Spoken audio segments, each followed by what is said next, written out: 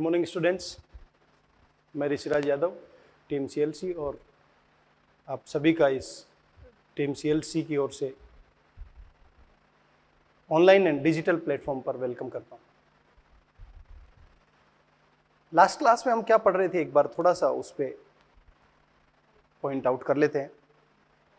मैंने आपको बताया था कि हमारी बॉडी में केमिकल कोऑर्डिनेशन की क्यों रिक्वायरमेंट हुई।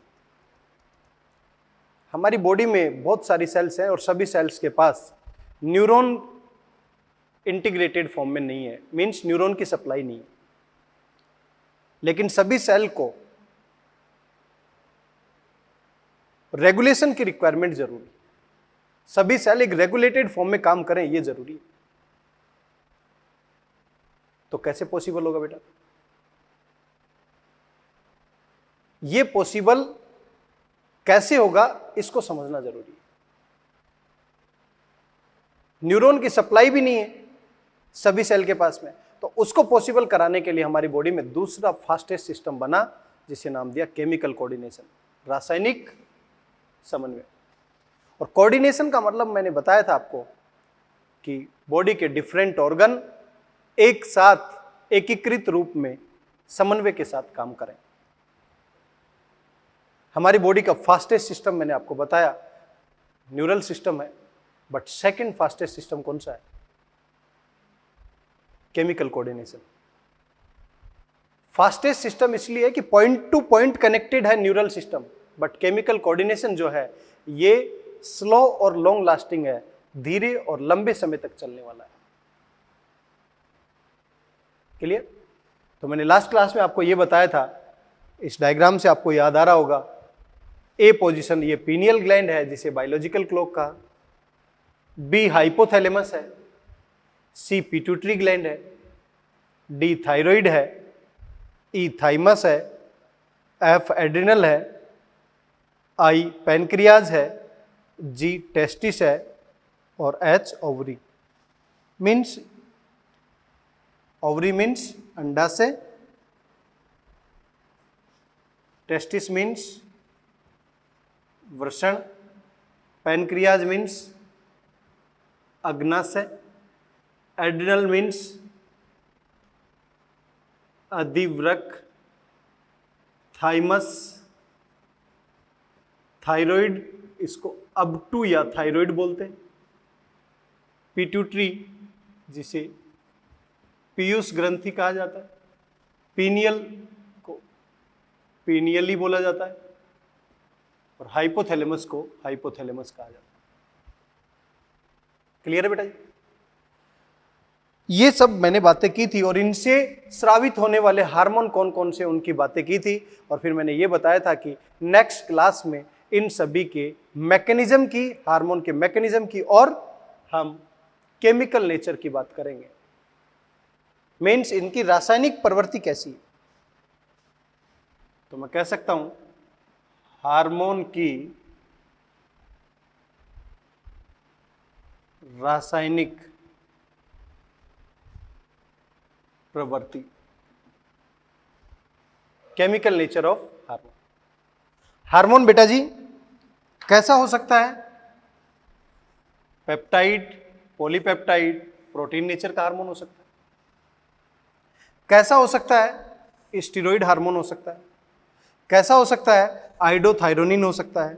और कैसा हो सकता है? Amino acid derivative, means amino acid का व्युत्पन्न हार्मोन हो सकता है। व्युत्पन्न हार्मोन क्यों बोला मैंने? क्योंकि ये जैसे कि एपिनेफ्रिन है या नॉर एपिनेफ्रिन है, जिसे हम एड्रिनलिन और नॉर एड्रिनलिन भी बोलते हैं, ये दोनों के दोनों टायरोसिन डेरिवेटिव हार्मोन है, टायरोसिन से व्युत्पन्न है, चाहे वो एपिनेफ्रिन हो चाहे नॉर एपिनेफ्रिन। जैसे कि मिलेटोनिन है, ये ट्रिप्टोफैन डेरिवेटिव है, चाहे वो मिलेटोनिन हो चाहे सीरोटोनिन हो, ये दोनों के दोनों क्या हैं? Tryptophan derivative. आपसे पूछा जा सकता है एमिनो एसिड डेरिवेटिव हार्मोन कौन से हैं? तो एपिनेफ्रिन, नोरेपिनेफ्रिन टायरोसिन डेरिवेटिव है, सीरोटोनिन और मेलेटोनिन ट्रिप्टोफैन डेरिवेटिव। दूसरा है आइडोथायरोनिन। आइडोथायरोनिन मीन्स ऐसा हार्मोन जहां पर आयोडीन प्रेजेंट है और दूसरा मॉलिक्यूल थायरोनिन प्रेजेंट है। ऐसा कहां पर है? जो थायराइड हार्मोन है, जैसे कि T3 है, जैसे कि T4 है, वो क्या होंगे? आइडोथायरोनिन नेचर के होंगे। क्लियर है बेटा? नेक्स्ट है स्टीरॉइड। स्टीरॉइड प्रकृति के हार्मोन कौन कौन से होंगे? जैसे कि एस्ट्रोजन है, एस्ट्राडायोल है, प्रोजेस्टेरोन है,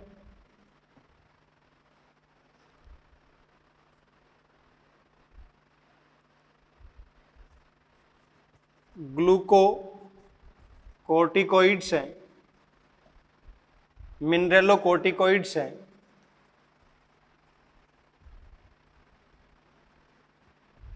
सेक्स कोर्टिकोइड्स हैं,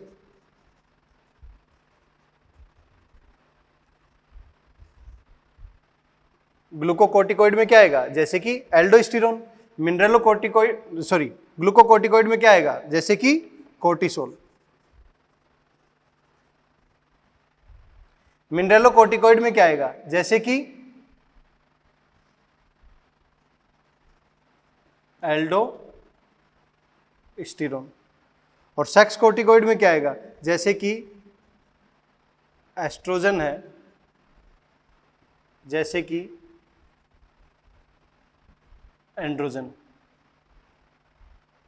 क्लियर है मेरी बात? तो ये जितने भी हार्मोन है ये कैसी प्रकृति के हैं? स्टीरॉइड। एस्ट्रोजन है, एस्ट्राडायोल है, प्रोजेस्टेरोन है, टेस्टोस्टेरोन है। ये भी कैसा नेचर का है? स्टीरॉइड नेचर का है। ये सभी नेचर क्यों बता रहा हूं? क्योंकि इससे आपको आसानी रहेगा कि हार्मोन की क्रियाविधि को समझना, हार्मोन की मैकेनिज्म को समझना। हार्मोन की मैकेनिज्म आसानी से समझ में आ सकती है इसके बाद। Next point, peptide, polypeptide protein hormone, जैसे कि इंसुलिन है, ग्लूकागोन है, पिट्यूटरी हार्मोन है,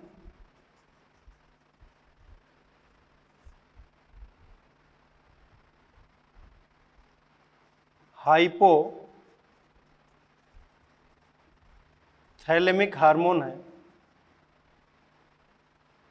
ये जितने भी हार्मोन हैं ये कैसे नेचर के हैं? पेप्टाइड, पॉलीपेप्टाइड या प्रोटीन नेचर के हार्मोन। पता लगा आप सभी को कि नेचर के बेसिस पर हमने 4 अलग अलग पार्ट में क्लासिफाई कर दिया, इनको 4 भागों में विभाजित कर दिया।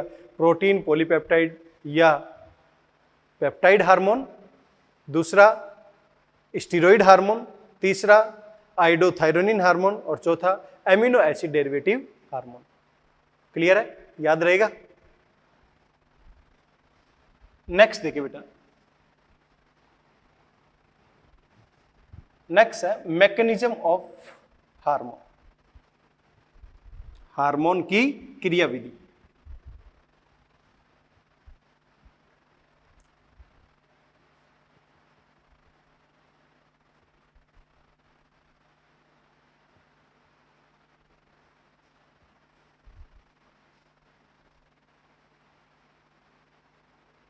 हार्मोन की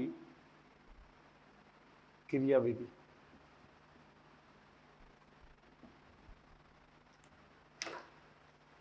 देखिए बेटा, इसको ध्यान से समझे। देखिए बेटा, हार्मोन की जो क्रियाविधि है उसमें 2-3 चीजें आपको समझना जरूरी है, ध्यान से समझें। अभी तक मैंने आपको बताया कि केमिकल नेचर या रासायनिक प्रवृत्ति के आधार पर 4 प्रकार, प्रोटीन, पॉलीपेप्टाइड या पेप्टाइड, या फिर एमिनो एसिड डेरिवेटिव, या फिर स्टीरॉइड, या फिर आइडोथायरोनिन। इन सभी को अलग रखकर हम केवल 2 नेचर की एक्शन की बात करें कि ब्रॉडली क्लासिफाई कर दें मेजर फॉर्म में दो तरीके से, एक स्टीरॉइड नेचर का हार्मोन, एक प्रोटीन नेचर का हार्मोन, तो इनकी एक्शन कैसे होगी। तो सबसे पहले एक पॉइंट ध्यान से समझे, एक्शन कैसे होगी। एक्शन की बात हो रही है, आपके पास हार्मोन नहीं है, रिसेप्टर भी नहीं है, तो एक्शन नहीं होगी। हार्मोन, रिसेप्टर, आपके पास हार्मोन है, रिसेप्टर नहीं है, रिसेप्टर का मतलब होता है बेटा जी ग्राही, तो भी एक्शन नहीं होगी। हार्मोन नहीं है और रिसेप्टर है तो भी एक्शन नहीं होगी, और हार्मोन है और रिसेप्टर भी है तो एक्शन होगी। यह ध्यान रहे बेटा जी आपको कि जब भी आपको बात की जा रही है एक्शन की, कि एक्शन किसी भी हार्मोन की एक्शन होगी या नहीं होगी, इसके लिए हार्मोन रिसेप्टर दोनों नहीं होंगे तो एक्शन नहीं होगी, दोनों में से एक है तो भी नहीं होगी, दोनों में से रिसेप्टर या ग्राही में से दोनों प्रेजेंट होंगे तभी जाकर उसकी एक्शन देखने को मिलेगी। आपसे कह दिया जाए किसी भी सेल से यदि रिसेप्टर को हटा दिया जाए तो एक्शन पे क्या प्रभाव पड़ेगा, एक्शन नहीं होगी। तो सबसे पहली चीज तो ये समझना जरूरी, ऐसा क्यों है, क्योंकि हार्मोन के मैकेनिज्म के लिए एचआर कॉम्प्लेक्स बनना जरूरी है। हार्मोन रिसेप्टर से जुड़कर एचआर कॉम्प्लेक्स बनाता है। तो देखिए बेटा जी, क्लियर है यहां तक। पहला पॉइंट देखें, मैंने यहां पर डायग्राम जो बनाया है, यहां पर लिखा एफएसएच। एफएसएच एक प्रोटीन नेचर का हार्मोन, यहां पर ये डायग्राम बनाया है, ये एस्ट्रोजन, ये एक स्टीरॉइड नेचर का हार्मोन। दो की एक्शन देख रहे हैं, एक प्रोटीन नेचर की और एक स्टीरॉइड नेचर की। प्रोटीन नेचर में यहां पर मैंने लिखा एफएसएच, इसीलिए मैंने सबसे पहले चैप्टर की शुरुआत इसीलिए की थी कि आपको एफएसएच के बारे में पता होना चाहिए। एफएसएच कौन रिलीज कर रहा है, पिट्यूटरी। पिट्यूटरी हार्मोन कैसे नेचर के है, प्रोटीन। एस्ट्रोजन, एस्ट्रोजन कौन रिलीज कर रहा है, ओवरी या प्लेसेंटा, कैसे नेचर का हार्मोन है, स्टीरॉइड। तो बेटा जी इन दोनों के अंदर रिसेप्टर अलग अलग प्रकार के होते हैं। रिसेप्टर दो प्रकार के होते हैं, एक सेल की मेम्ब्रेन से जुड़े हुए जिसे बोलते हैं सेल मेम्ब्रेन बाउंड रिसेप्टर। ये सेल मेम्ब्रेन जिसे हम बोल रहे ओवेरियन मेम्ब्रेन या अंडाशय झिल्ली, यहां पर ये जो जुड़ा हुआ है इसे बोल रहे हैं रिसेप्टर या ग्राही। ये जो है ये आकर यहां पर जुड़ा हुआ है, ये क्या है, हार्मोन। इसका मतलब हार्मोन और रिसेप्टर दोनों ऐड हो जाएंगे तो क्या बन जाएगा बेटा जी, एचआर कॉम्प्लेक्स। हार्मोन रिसेप्टर सम्मिश्र का निर्माण होता है। यहां पर रिसेप्टर कैसा है, सेल मेम्ब्रेन से जुड़ा हुआ, इसीलिए इसको बोलते हैं सेल मेम्ब्रेन बाउंड रिसेप्टर।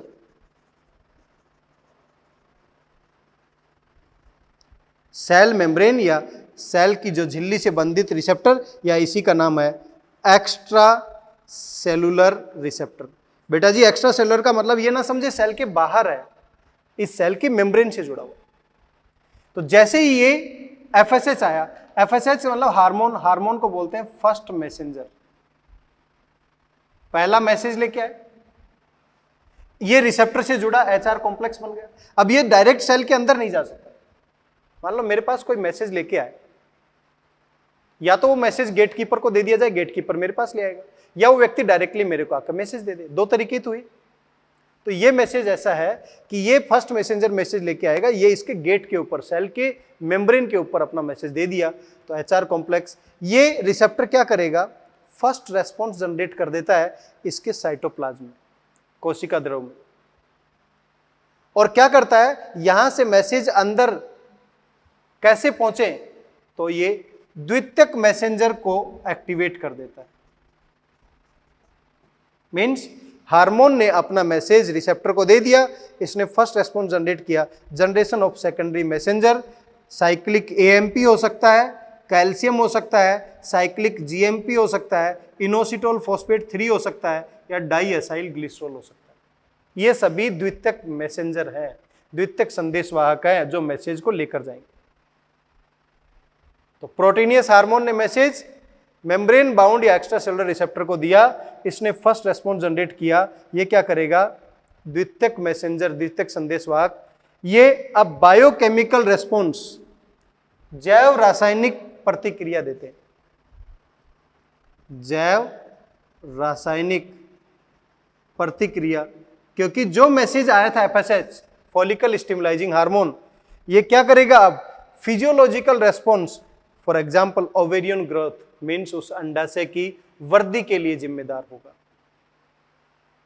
तो कोई भी प्रोटीन नेचर का हार्मोन है, उसकी मैकेनिज्म कैसे होगी?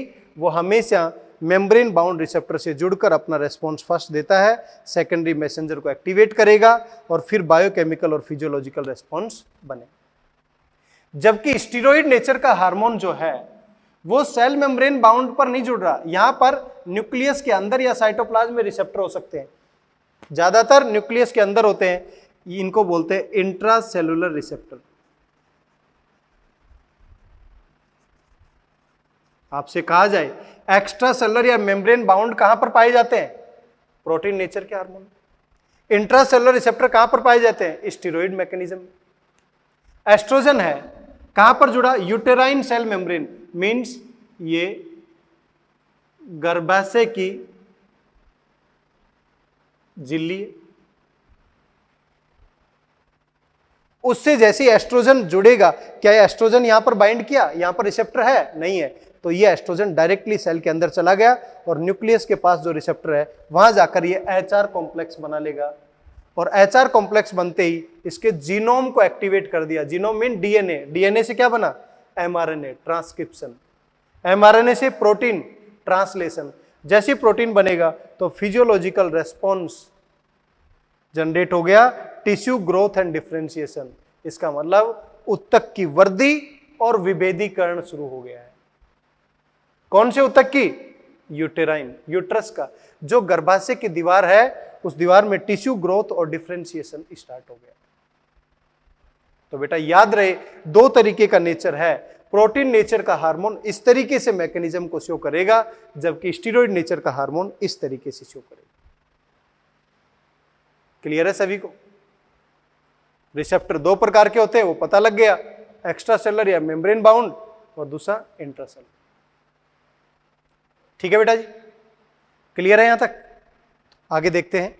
देखिए बेटा, अभी हमने मैकेनिज्म हार्मोन की देखी, एक बार उसी को मैं समराइज कर दूं। मैकेनिज्म में मैंने ये बताया कि हार्मोन और रिसेप्टर दोनों का होना जरूरी है, तभी एक्शन होगी। हार्मोन है, रिसेप्टर नहीं है तो भी एक्शन नहीं होगी।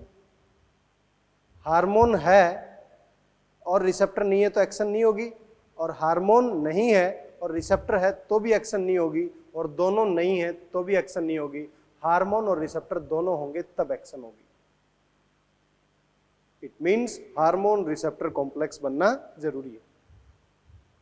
फिर मैंने आपको बताया रिसेप्टर दो तरीके के हो सकते हैं, या तो सेल मेम्ब्रेन से जुड़ा हुआ हो, मेम्ब्रेन बाउंड रिसेप्टर या एक्स्ट्रा सेलुलर, या साइटोप्लाज्म या न्यूक्लियस के अंदर होगा तो इसे बोलते हैं इंट्रासेलुलर रिसेप्टर। स्टीरॉइड हार्मोन के संदर्भ में यदि देखा जाए इंट्रासेलुलर रिसेप्टर पाया जाता है, जबकि मेम्ब्रेन बाउंड रिसेप्टर कहां पर पाया जाता है?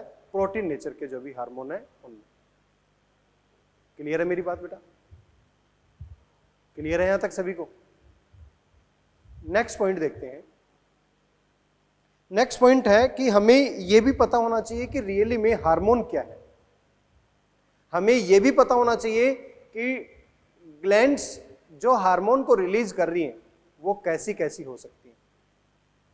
हमें यह भी पता होना चाहिए कि उस हार्मोन की प्रॉपर्टी क्या है,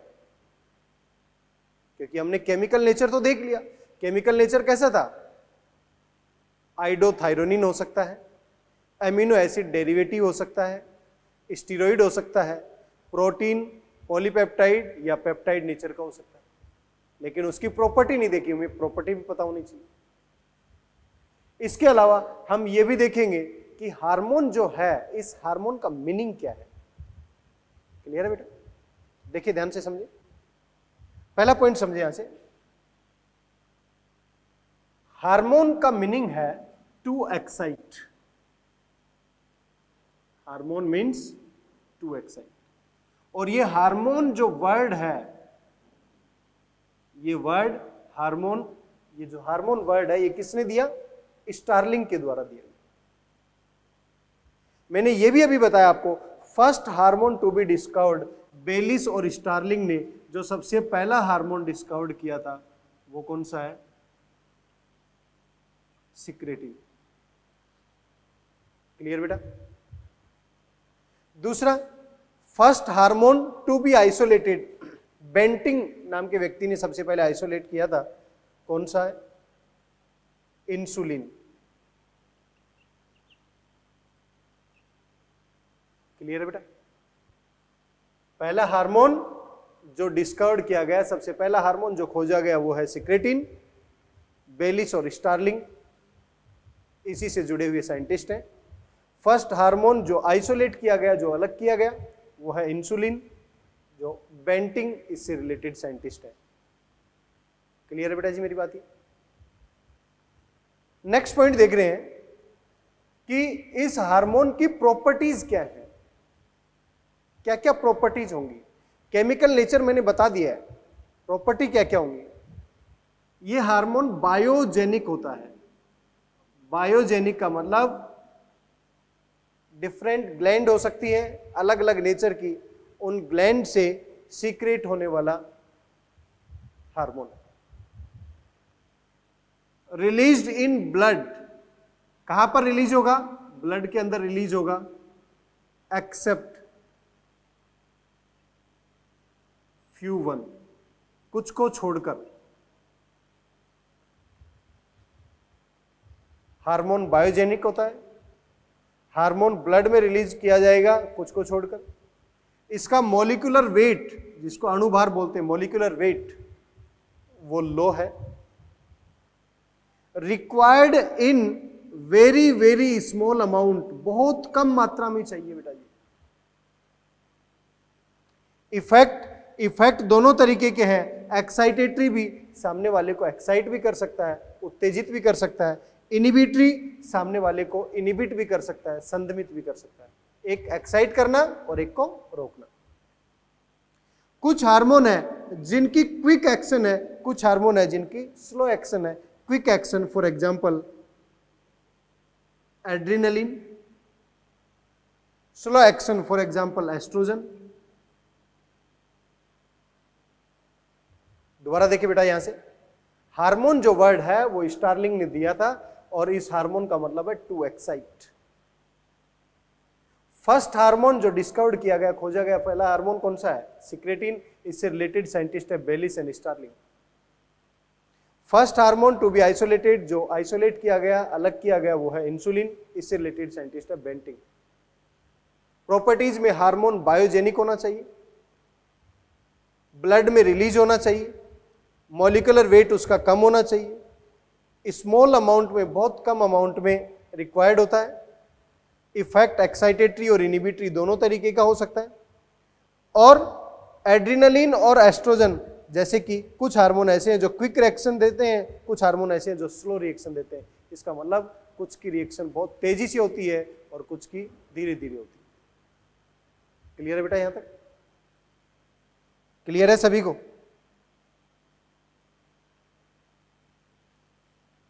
नेक्स्ट पॉइंट देखिए।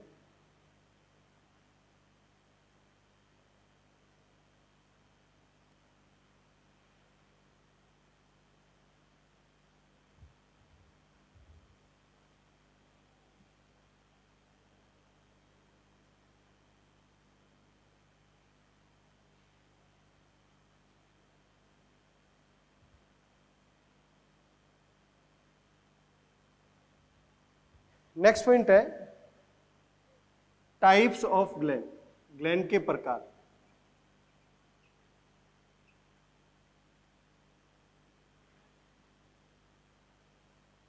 बेटा एंडोक्राइन ग्लैंड हो सकती है, एक्सोक्राइन ग्लैंड हो सकती है और हेट्रोक्राइन ग्लैंड हो सकती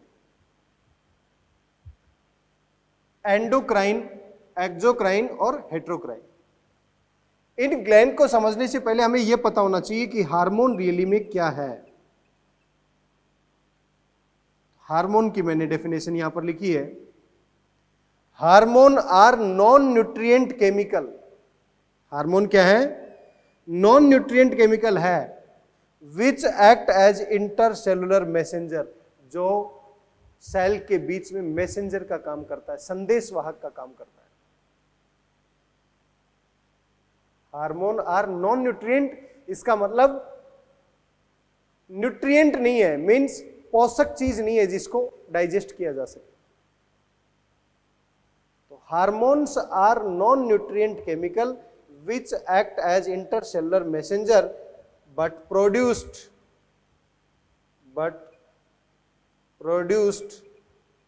in trace amount। Trace amount का मतलब होता है बहुत कम मात्रा में। हार्मोन क्या है? ध्यान से समझे बेटा, यहां से क्वेश्चन पूछा जा चुका है। Hormone are non nutrient chemical which act as intercellular messenger but produce in trace amount। but produce in trace amount का मतलब होता है बहुत कम मात्रा में उत्पन्न किए जाते हैं। act as intercellular messenger means cell के बीच में मैसेंजर का काम करते हैं, संदेशवाहक का काम करते हैं।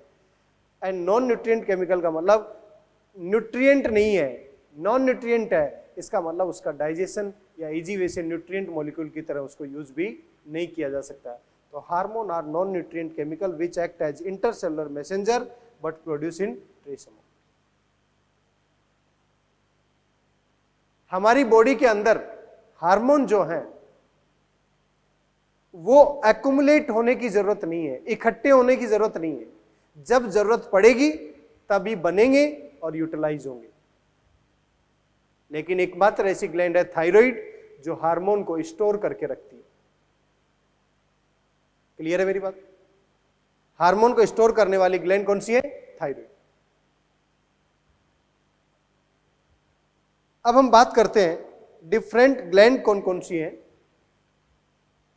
एक नजर टाइप्स ऑफ ग्लैंड पर भी डाल लेते हैं।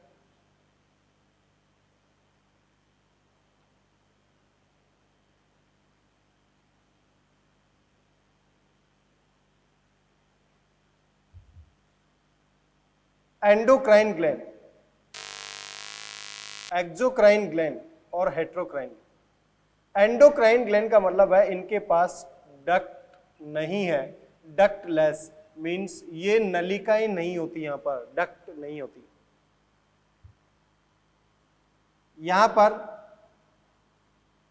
विथ डक्ट, यहां पर डक्ट प्रेजेंट होगी।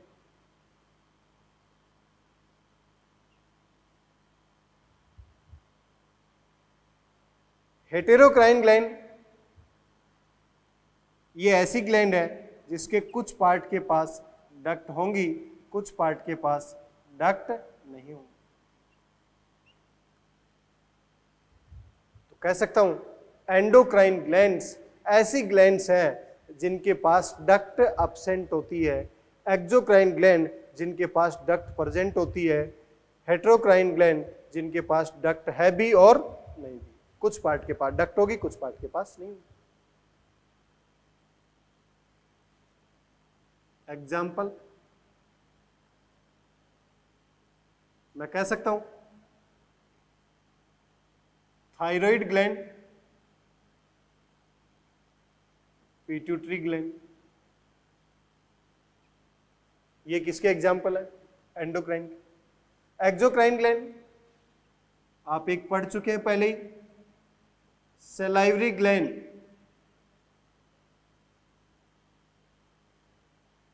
And liver. बाइल सिक्रेशन होता है तो भी डक्ट चाहिए और सलाइवरी ग्लैंड के लिए भी डक्ट चाहिए। मैंने बताया था सलाइवरी ग्लैंड हमारी बॉडी में कितनी, 3 पेयर, पैरोटिड, सब मैंडिबुलर या सब मैक्सिलरी या सब लिंगुअल, और तीनों की अलग अलग डक्ट होती है। हेटेरोक्राइन ग्लैंड हमारी बॉडी के अंदर, heterocrine gland for example pancreas and gonads. Gonads means जिसके अंदर ओवरी और टेस्टिस को इंक्लूड कर। तो पैनक्रियाज के अंदर कुछ ऐसा पार्ट होगा जिसके पास डक्ट होंगी, कुछ ऐसा पार्ट होगा जिनके पास डक्ट नहीं होंगी। इसी तरीके से गोनेड के अंदर भी कुछ ऐसा पार्ट होगा जिनके अंदर डक्ट होंगी और जिनके अंदर कुछ पार्ट ऐसा होगा जिनके अंदर डक्ट नहीं होंगी। जैसे गोनेड के अंदर ओवरी है, ओवरी कहां पर पाई जाती है? फीमेल के अंदर, 1 पेयर। टेस्टिस कहां पाया जाता है? मेल के अंदर, 1 पेयर। अब जो 1 पेयर ओवरी है उसके 2 पार्ट कौन कौन से हैं? डक्ट वाला पार्ट तो क्या करेगा? गैमेट का ट्रांसफर करेगा, और डक्ट लेग्स पार्ट क्या करेगा? हार्मोन को रिलीज करेगा। जैसे कि एस्ट्रोजन है, जैसे कि प्रोजेस्टेरोन है। टेस्टिस से टेस्टोस्टेरोन पार्ट जो होगा वहां पर डक्ट नहीं है, और गैमेट जो ट्रांसफर करेगा, क्योंकि यहां पर क्या बनेगा? स्पर्म, यहां पर क्या बनेगा? ओवा। तो ओवा के ट्रांसफर के लिए और स्पर्म के ट्रांसफर के लिए डक्ट का होना जरूरी है। तो यहां पर डक्ट भी है और डक्टलेस पार्ट भी। इसी तरीके से पैनक्रियाज में एक भाग होता है आइलेट ऑफ लैंगरहैंस, लैंगरहैंस वाला भाग। लैंगरहैंस के पास केवल सेल है alpha cell, beta cell, gamma या डेल्टा सेल या पीपी सेल, उसके पास डक्ट नहीं होती। तो वो कैसा पार्ट है? एंडोक्राइन। और पैनक्रिएटिक डक्ट वाला पार्ट जो है वहां पर क्या होंगे? डक्ट। तो इसके अंदर भी 2 पार्ट है, एक एसिनाई वाला पार्ट जिसे हम बोलते हैं लोबुलर पार्ट, और एक है आइलेट ऑफ लैंगरहैंस।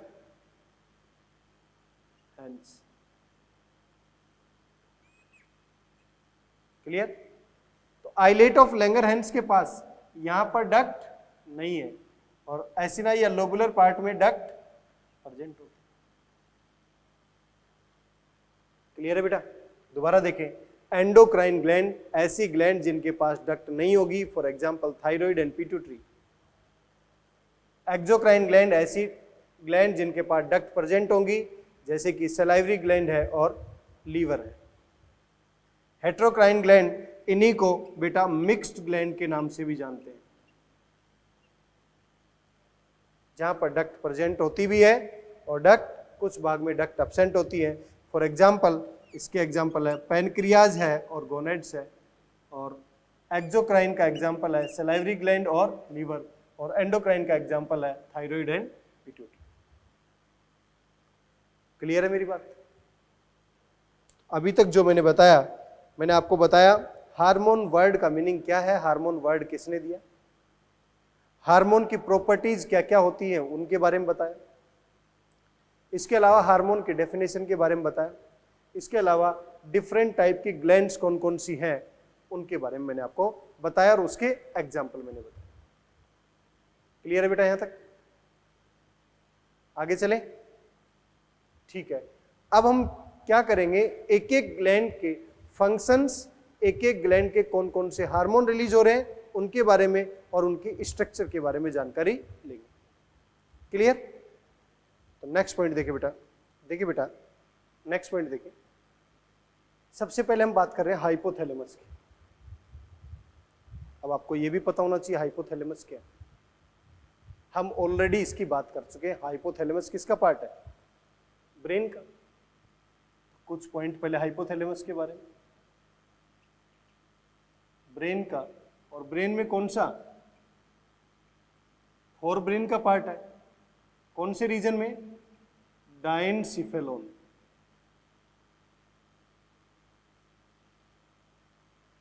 हाइपोथैलेमस जो है ये प्योर ग्लैंड वाला पार्ट नहीं है, ये रियली में नर्वस सिस्टम और एंडोक्राइन सिस्टम के बीच में एक लिंक बना रहा है।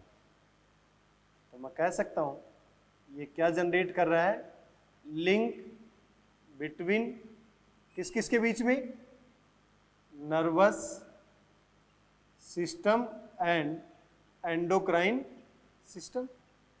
एंडोक्राइन क्या होता है बेटा जी, केमिकल कोऑर्डिनेशन वाला पार्ट। इन दोनों के बीच में क्या कर रहा है, ये लिंक बनाने का काम कर रहा है। हाइपोथैलेमस हमारी बॉडी में बहुत सारे फंक्शन परफॉर्म कर रहा है, जैसे कि हमारी बॉडी का थ्रस्ट सेंटर, हमारी बॉडी का टेम्परेचर थर्मो रेगुलेशन सेंटर, हमारी बॉडी का हंगर सेंटर, ये सब क्या है, हाइपोथैलेमस। और लिम्बिक सिस्टम के साथ मिल जाए तो ये ह्यूमन बॉडी के अंदर सेक्सुअल बिहेवियर को भी क्या करता है, रेगुलेट करता है।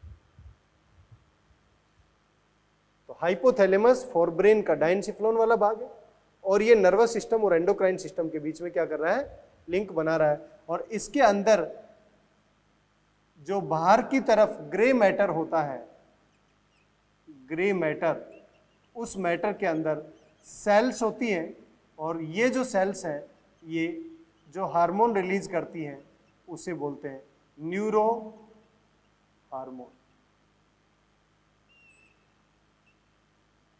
और ये जो सेल्स हैं ये ग्रुप में पाई जाती हैं, इसीलिए उसे न्यूक्लियाई भी बोला जाता है। क्लियर है बेटा? हाइपोथैलेमस फोरब्रेन डायनसिफ्लोन का भाग है, ये लिंक बना रहा है किसके बीच में, नर्वस सिस्टम और एंडोक्राइन सिस्टम के बीच में।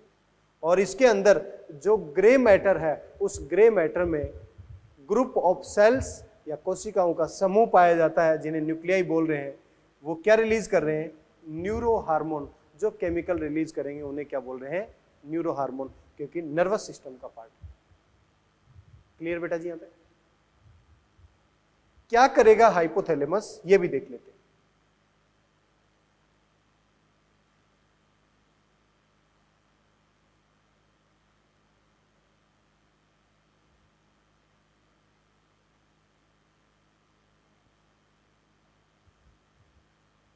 हाइपोथैलेमस जो है ये बेटा जी हमारी बॉडी में पिट्यूटरी ग्लैंड जो है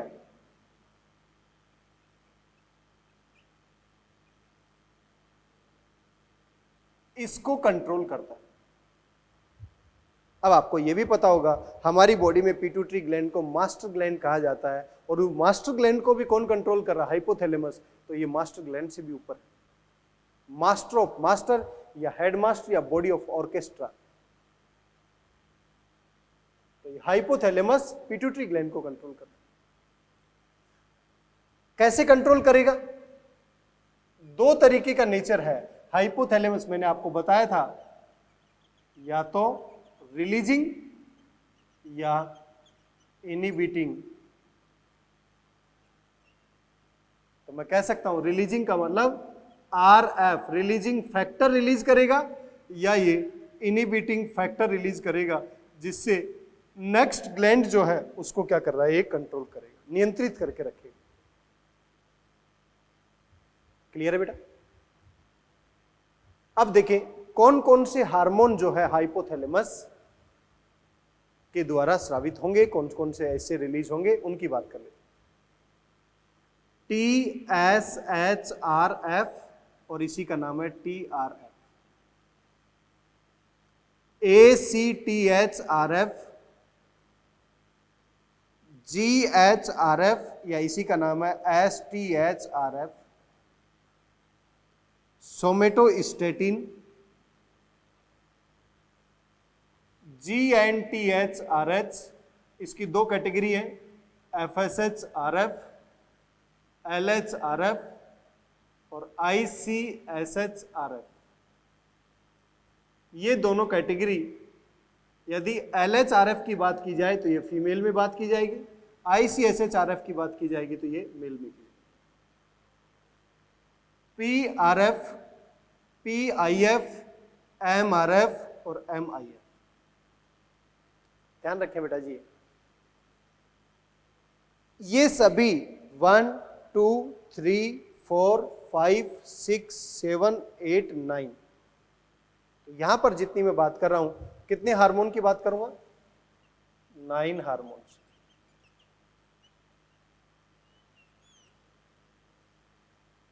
ठीक है। इसके अलावा दो और है, फर्स्ट एंड सेकंड, जिसे हम बोल रहे हैं ऑक्सीटोसिन, या इसी का नाम है पाइटोसिन, और दूसरा है एंटी डायूरेटिक हार्मोन एडीएच, या इसी का नाम है वैसोप्रेसिन, या इसी का नाम है पिट्रेसिन। क्लियर बेटा? अब एक एक का नाम समझ में आना चाहिए आपको क्या क्या है। एक एक का नाम लिख के, MIF, M stand for melanocyte या मिलेनोफोर। तो मैं कह सकता हूं मिलेनोसाइट या मिलेनोफोर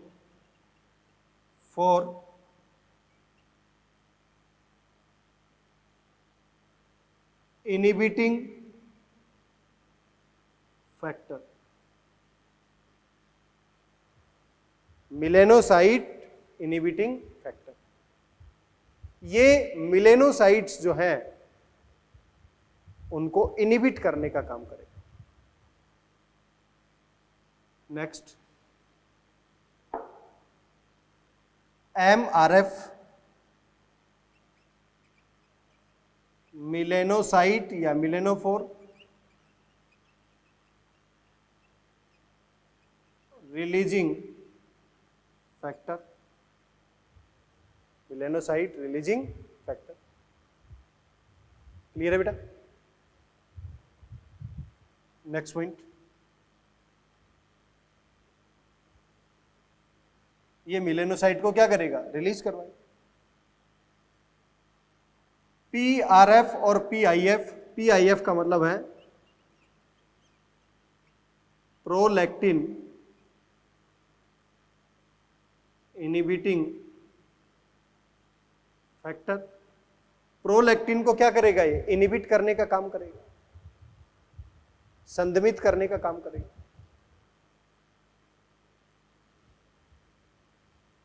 PRF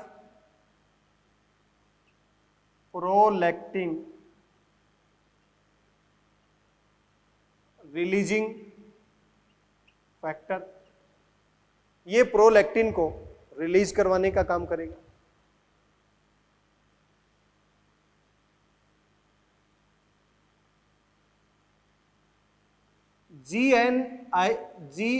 GNTHRH, इसका फुल फॉर्म क्या है?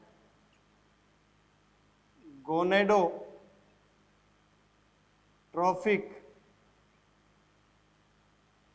हार्मोन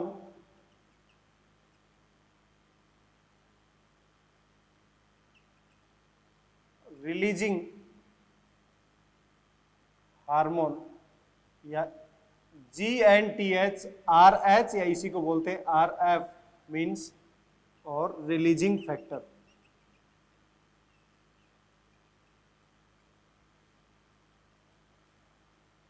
क्लियर है बेटा?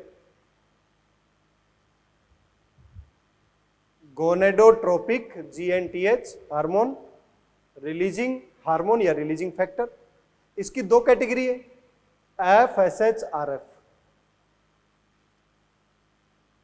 FSH RF का मीनिंग क्या है?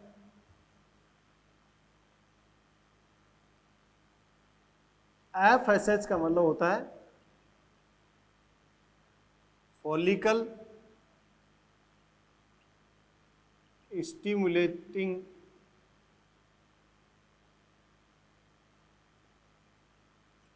Releasing factor. FSH means follicle stimulating hormone releasing factor, follicle stimulating hormone releasing factor. और LHRF का मतलब होता है ल्यूटिनाइजिंग रिलीजिंग फैक्टर। अभी केवल बेटा जी मैं इनके सबके नाम एक्सपेंड करके बता रहा हूं, सभी के फंक्शन अभी पता लगेंगे आपको। और ICSH का मतलब है इंटरस्टिशियल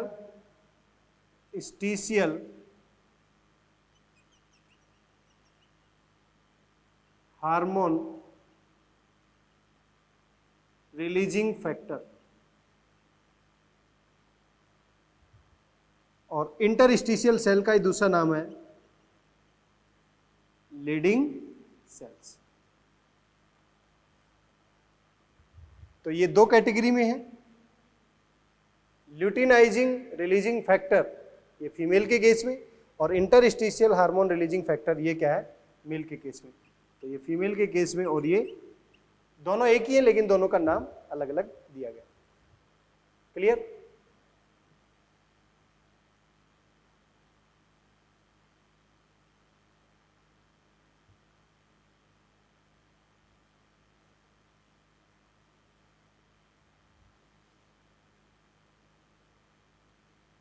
नेक्स्ट देखिए बेटा, सोमेटोस्टेटिन, इसी को growth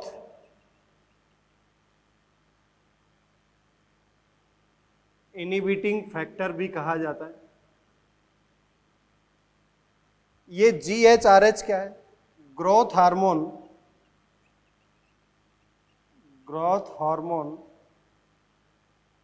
releasing factor.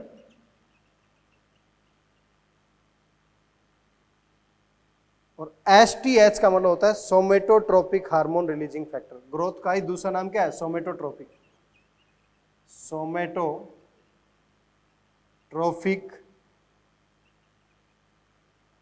Hormone releasing factor. Clear है बेटा? ग्रोथ हार्मोन रिलीजिंग फैक्टर या सोमेटोट्रोपिक हार्मोन रिलीजिंग फैक्टर, ये ग्रोथ हार्मोन को रिलीज करवाएगा, ये ग्रोथ हार्मोन को इनहिबिट करवाएगा। ACTHRH एडिनो कोर्टिकोट्रोफिक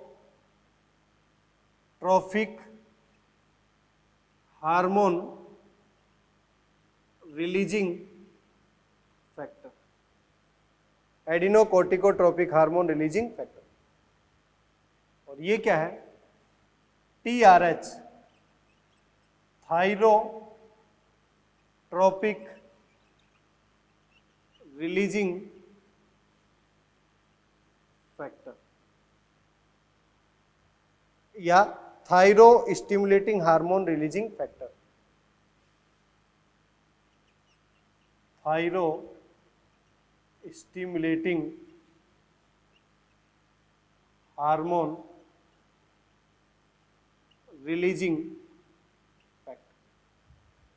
देखिए बेटा, मैंने अभी तक आपको जितने भी हार्मोन की बात की उनका केवल एक्सपेंडेड फॉर्म बताया है, और ये अभी आपको पता लगेगा कि हाइपोथैलेमस जितने भी रिलीजिंग और इनहिबिटिंग हार्मोन जो रिलीज कर रहा है वो पिट्यूटरी ग्लैंड को कंट्रोल करेगा। इसका मतलब इन सभी का रिलेशन कहीं ना कहीं किससे होगा? पिट्यूटरी ग्लैंड से। वहां पर इनका आपको डिटेल फंक्शन समझ में आएगा। क्लियर है मेरी बात? अभी तक जितने भी मैंने बताए हैं ये सभी डायरेक्टली और इनडायरेक्टली ये पिट्यूटरी का जो एंटीरियर पोर्शन होता है उससे कंट्रोल करने का काम करेंगे। पोस्टीरियर पिट्यूटरी जो है वो किसी भी प्रकार के हार्मोन का सिंथेसाइज नहीं करती है, मैंने कल बताया था आपको।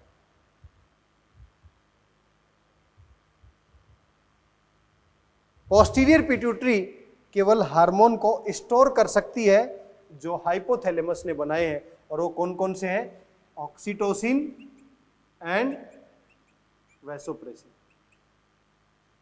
क्लियर है बेटा? ये ऑक्सीटोसिन किस में हेल्पफुल है? चाइल्ड बर्थ में, बच्चे के जन्म में, और मिल्क इजेक्शन में, बॉडी से मिल्क को बाहर निकालने में। बच्चे के जन्म में सहायता करेगा, बच्चे का जन्म हो जाएगा तो उस बच्चे के लिए मदर की बॉडी से मिल्क को बाहर निकालने में हेल्प करेगा। और ये क्या करता है, एंटी डायूरेटिक हार्मोन ये वाटर को रीअब्जॉर्ब करा लेता है,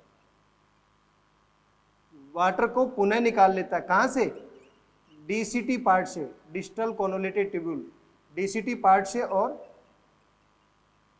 कलेक्टिंग डक्ट। इसीलिए इसका नाम दे रखा है anti diuretic hormone. Anti diuretic का मतलब होता है diuresis, means dilute urine, means जिसमें पानी की मात्रा ज्यादा होगी वैसा मूत्र नहीं बनने देगा। वाटर को कंजर्वेशन करने का मेथड है। तो एंटी डायूरेटिक हार्मोन जितना ज्यादा होगा वाटर यूरिन के अंदर उतना कम जाएगा, हमारी बॉडी वापस क्या कर लेगी, एब्जॉर्ब। क्योंकि मैंने आपको बताया था यदि हमारी बॉडी से 12% वाटर लॉस हो जाए तो डेथ का केस डेवलप हो जाता है।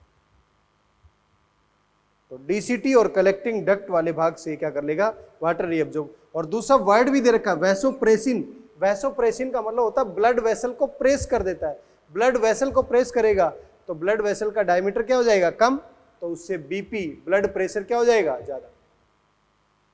तो वेसल्स को प्रेस करने का काम भी करता है। क्लियर है बेटा जी, क्लियर है सभी हार्मोन? ठीक है, नेक्स्ट पॉइंट पर चलते हैं। नेक्स्ट पॉइंट पर चलने से पहले एक बार मैं समराइज कर देता हूं, इनका संक्षिप्त रूप बता देता हूं कि आज हमने क्या क्या स्टडी किया है।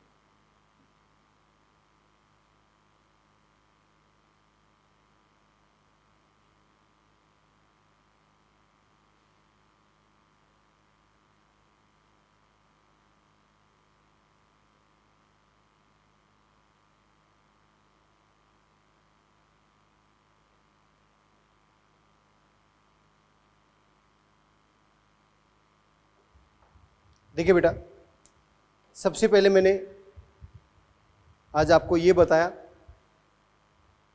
कि हार्मोन और रिसेप्टर आपस में कंबाइन करेंगे तब हार्मोन रिसेप्टर आपस में जुड़कर एक्शन, हार्मोन की एक्शन को बताएगा। फिर मैंने आपको बताया केमिकल नेचर, हार्मोन का कौन कौन सा केमिकल नेचर हो सकता है, प्रोटीनियस, पेप्टाइड और पॉलीपेप्टाइड, या स्टीरॉइड, एमिनो एसिड डेरिवेटिव, या आइडोथायरोन। फिर मैंने आपको बताया स्टीरॉइड हार्मोन डायरेक्टली सेल के अंदर जाकर HR कॉम्प्लेक्स बनाता है, और प्रोटीनियस हार्मोन सेल मेम्ब्रेन पर जुड़ा हुआ रिसेप्टर है, उसी से बाइंड करके सेकेंडरी मैसेंजर को एक्टिवेट करके अपना मैसेज के थ्रू एक्शन करवाता है। हार्मोन जो होता है वो फर्स्ट मैसेंजर होता है। तो प्रोटीनियस नेचर का जो नेचर था हार्मोन का, उसमें तो सेकेंडरी मैसेंजर बना, उसने एक्शन करवाई। स्टीरॉइड नेचर में इस तरीके के सेकेंडरी मैसेंजर की जरूरत ही नहीं है, क्योंकि स्टीरॉइड नेचर डायरेक्टली सेल के अंदर चला जाता है। तो प्रोटीनियस सेल मेम्ब्रेन पर जुड़कर एक्शन करवाता है, जबकि स्टीरॉइड सेल मेम्ब्रेन के अंदर जाकर न्यूक्लियर रिसेप्टर से HR कॉम्प्लेक्स बनाकर एक्शन करवाता है। फिर मैंने बताया हार्मोन की प्रॉपर्टीज क्या है, बायोजेनिक होता है, इसे स्टोर नहीं किया जा सकता है, थायराइड ग्लैंड केवल स्टोर करती है, मॉलिक्यूलर वेट कम होता है, नॉन न्यूट्रिएंट केमिकल होता है, जब शरीर में यूटिलाइज होगा तभी बनेगा, और एक बार यूटिलाइज होने के बाद इसे डिग्रेड कर दिया जाता है। मीन्स एक बार इसका यूटिलाइजेशन हो गया तब इसे क्या कर देते हैं, यूरिन के थ्रू, मूत्र के थ्रू निष्कासित कर देते हैं। क्लियर है मेरी बात? कुछ की एक्शन बहुत फास्ट होती है, कुछ की एक्शन स्लो होती है। क्लियर है मेरी बात यहां तक?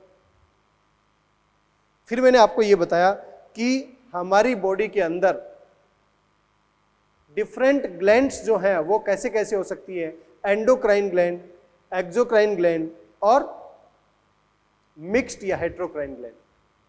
एंडोक्राइन के पास डक्ट नहीं होगी, एक्सोक्राइन के पास डक्ट होगी, और मिक्स्ड के पास कुछ पार्ट के पास डक्ट होगी, कुछ पार्ट के पास नहीं होगी, और उसके एग्जाम्पल भी मैंने आपको बताया।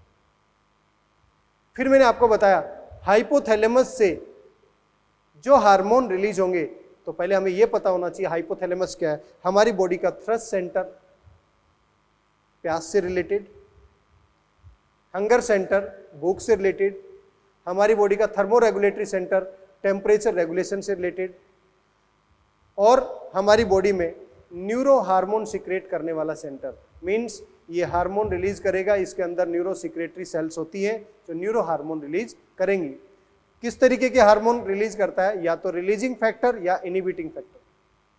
और सभी हार्मोन की मैंने आपको लिस्ट बनाकर बताई कि कौन कौन से हार्मोन हैं। रिलीजिंग फैक्टर और इनहिबिटिंग फैक्टर के थ्रू ये पिट्यूटरी ग्लैंड को क्या करता है, कंट्रोल, और पिट्यूटरी ग्लैंड को क्या बोलते हैं, मास्टर ग्लैंड, और मास्टर ग्लैंड को भी ये कंट्रोल करता है। इसीलिए हाइपोथैलेमस को मास्टर ऑफ मास्टर या हेड मास्टर या बॉडी ऑफ ऑर्केस्ट्रा कहा जाता है। ये हमारे ब्रेन का भाग है हाइपोथैलेमस। कौन से ब्रेन का भाग, फोर ब्रेन का। और फोर ब्रेन में भी दो भाग बताए थे मैंने, एक टीलियनसिफेलोन, एक डायनसिफेलोन। तो डायनसिफेलोन वाला भाग जो है वो हाइपोथैलेमस बना। क्लियर है बेटा मेरी बात, क्लियर है यहां तक? आज के लिए इतना ही। एक बार सभी पोर्शन को आप रिवाइज करने की कोशिश करें। जो मैंने अभी वर्ड बताए थे हाइपोथैलेमस से रिलीजिंग और इनहिबिटिंग फैक्टर, उन सभी वर्ड का मतलब नेक्स्ट क्लास में आपको बताऊंगा डिटेल में। क्लियर आज के लिए? आज के लिए इतना ही। Thank you so much.